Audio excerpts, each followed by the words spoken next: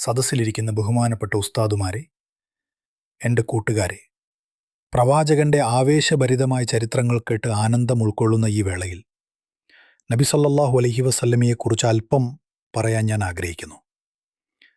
നബി സല്ലല്ലാഹു അലൈഹി വസല്ലമ സുബിഹി നിസ്കാരത്തിൽ നിന്ന് വിരമിച്ചാൽ ഇങ്ങനെ ചൊല്ലുമായിരുന്നു: അല്ലാഹുമ്മ ഇന്നി അസ്അലക ഇൽമൻ നാഫിഅൻ വറിസ്ഖൻ തയ്യിബൻ വഅമലൻ മുതഖബ്ബലൻ.